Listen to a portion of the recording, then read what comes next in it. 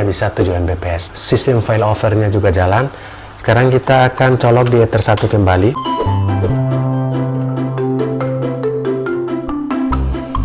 Salam sukses, assalamualaikum warahmatullahi wabarakatuh. Sahabat Tir, kali ini kita akan lakukan settingan load balance sebuah MikroTik RB750 GR3. Kemudian sumber internetnya ada dua. Yang pertama dari handphone. Dari handphone ini dengan menggunakan kabel USB yang pendek ini, kabel data, kita akan masukkan ke bagian USB dari MikroTik RB750 GR3. Kemudian sumber internet kedua dari router 4G yang masuk lewat Ether 1, dan Ether 2 nya kita pancarkan ke access point atau sementara masuk ke laptop atau ke PC untuk melakukan settingan. Oke, kita juga melakukan settingan load balance yang simple. Kemudian file overnya ketika satu ISP low atau bahkan dicabut sama sekalipun, ISP yang standby tetap bisa aktif dan bisa online secara normal. Oke sahabat semua, simak settingan selengkapnya. Oke sahabat, kita akan lakukan settingan. Saat ini sudah terhubung lewat jalur LAN. Ether 2 MikroTik sudah masuk ke jalur LAN, dan kita akan buka Winbox. Oke, masih default login admin, password admin, dan kita klik connect. Ini MikroTik sudah dilakukan settingan yang lain, sehingga kita lakukan reset kembali ke default. Oke, kita ke sistem, reset konfigurasi, no default konfigurasi, dan juga tidak backup. Jadi kita hanya reset, menghilangkan settingan awalnya. Oke, kita klik reset dan yes. Tethering USB dari handphone juga kembali ke default, sehingga kita harus setting ke tethering USB. Oke, kita menunggu sesaat sampai terkoneksi ya. Identify, melakukan identifikasi jalur LAN ke MikroTik. Oke, sudah ada IP yang terkoneksi, sudah muncul MAC address-nya. Login admin, passwordnya kosong. Kita klik di bawah MAC address ini untuk kita connect dengan MAC address-nya, dan kita klik connect. Sahabat, kita sudah terkoneksi dan meminta mengganti password adminnya. Kita cancel dulu. Langkah pertama kita ke interface. Nah, di interface ini LTE-nya langsung otomatis sudah terbaca. Jika disable seperti ini, jika disable maka sahabat tinggal klik yang biru ini, centang, dan enable. Oke, ini LTE sudah enable. Kita bisa cek LTE dari handphone, selain dari Ether 1, ya, sumber internetnya di Orbit Pro H1, namun LTE ini sumber internetnya dari handphone. Sehingga kita lihat di menu sistem, kemudian di resources, pada menu USB ini kita akan melihat Vivo di sini. Jadi handphone Vivo V2043 ini adalah Vivo yang digunakan saat ini. Handphone yang digunakan saat ini, handphone Vivo Y20. Ini sudah ready di USB dan sudah terbaca LTE-nya di menu interface. LTE-nya sudah oke, Ether 1-nya sudah running. Jadi sama-sama R ini sudah running. Ether 1 dan Ether 2. Ether 1 ini adalah sumber internet dari Orbit Pro H1. LTE ini sumber internet dari handphone, dan Ether 2 ini pemancar WiFi lewat jalur LAN yang sekarang terhubung dengan PC atau laptop saat ini di Ether 2. Kita langsung ke IP DHCP client, dan di sini LTE-nya sudah otomatis bound. Kemudian kita tambahkan sumber internet yang kedua di Ether 1. Kita apply lagi oke, dan pastikan dua-duanya bound. Kemudian yang berikut adalah kita buat IP address untuk Ether 2. IP address Ether 1 dan LTE-nya sudah otomatis, IP address-nya sudah DHCP atau default dinamis. IP dinamis dari LTE, dari handphone, dan juga dari Orbit Pro H1 di Ether 1 sudah otomatis. Kita tambahkan IP address untuk Ether yang kedua yang masuk ke laptop atau PC saat ini. Kita beri saja 10.10.10.1, jangan lupa /24 Ether 2, apply oke. Ketika sumber ini sudah ada IP address, dan kita ke IP DNS. Sahabat bisa lihat IP Orbit Pro H1 192.168.8.1, kemudian 192.168.254.90. Ini dari handphone. Kita klik centang allow remote request, apply oke. Oke, pastikan DNS-nya sudah tercentang allow.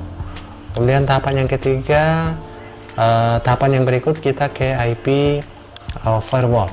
IP firewall ini kita akan tambahkan di NAT. Kita klik tambah untuk dua sumber internet di menu general ini.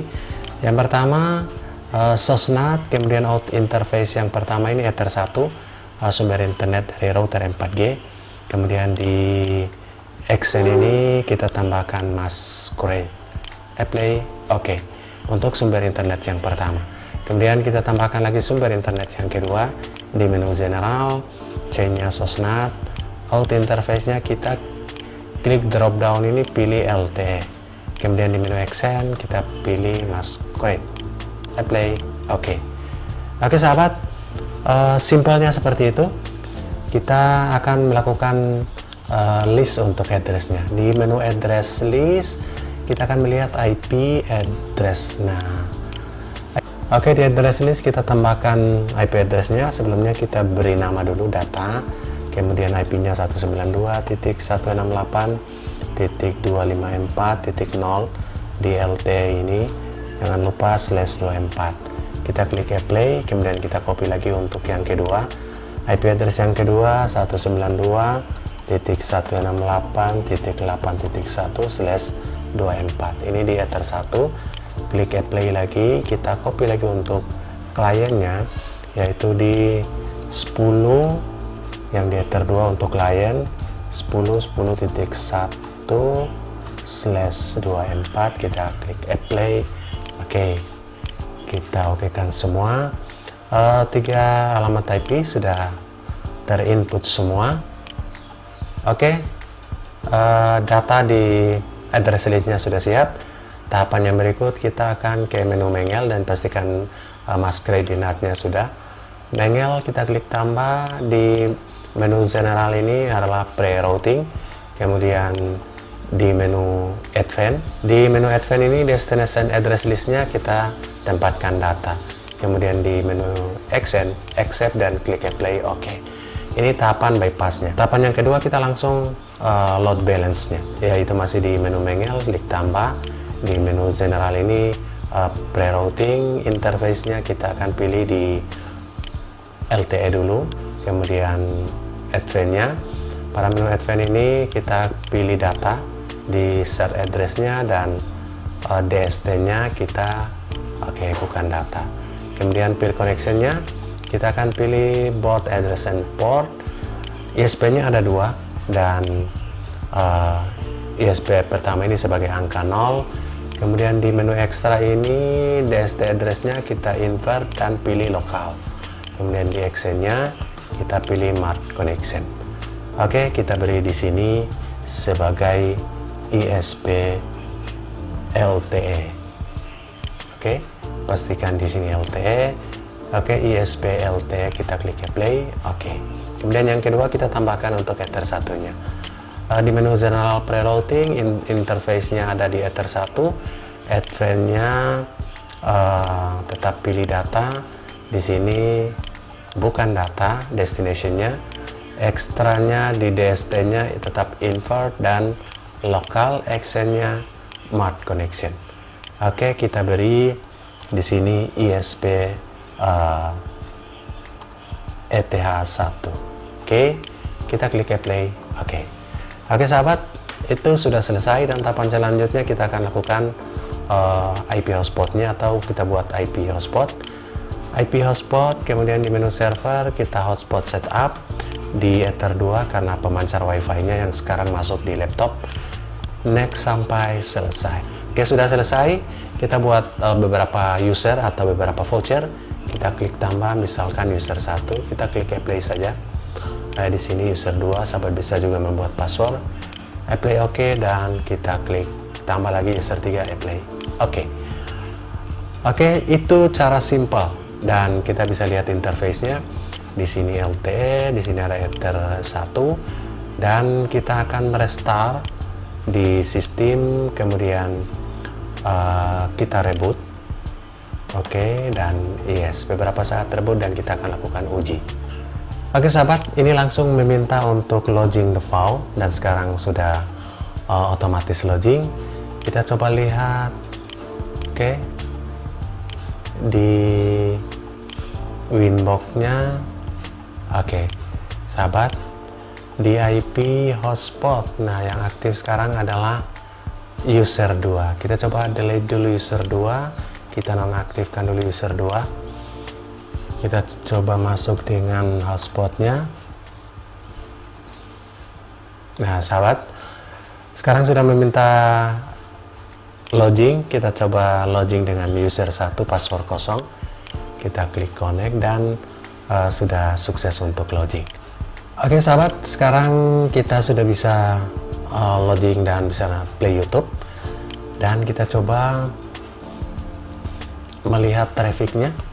Kita coba lihat di menu interface. Sekarang ini LTE dan juga Ether 1 dan Ether 2 ini yang memancarkan WiFi atau masuk ke laptop saat ini. Sekarang kita coba untuk cabut dari Ether 1 sumber internet dari router 4G.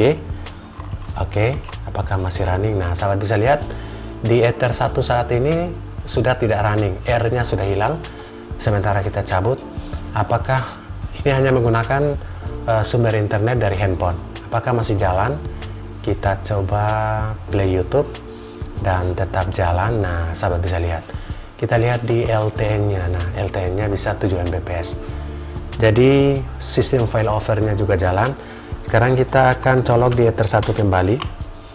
Ya, Ether 1-nya sudah running. Sahabat bisa lihat. Ether 1 sudah running dan kita akan cabut LTE-nya. Apakah jalan sendiri atau tidak? Oke, LTE sekarang sudah hilang. Apakah masih bisa jalan? Kita play video yang kedua ini. Nah, sahabat bisa lihat tetap jalan menggunakan satu ISP. Jadi kedua-duanya bisa jalan sekarang tanpa handphone. Sebelumnya kita sudah lakukan uji. Oke, kedua-duanya jalan walaupun satunya datanya habis ataupun low ataupun tercabut, tetap keduanya bisa melakukan file over dengan jelas. Sekarang kita colok lagi LTE di mikrotiknya dan kita hidupkan tethering USB-nya. Dan sahabat bisa lihat LTE-nya langsung ada dan bisa jalan. Oke, itulah informasi bagaimana load balance dengan file over menggunakan handphone dan router 4G. Semoga bermanfaat. Salam sukses. Assalamualaikum warahmatullahi wabarakatuh.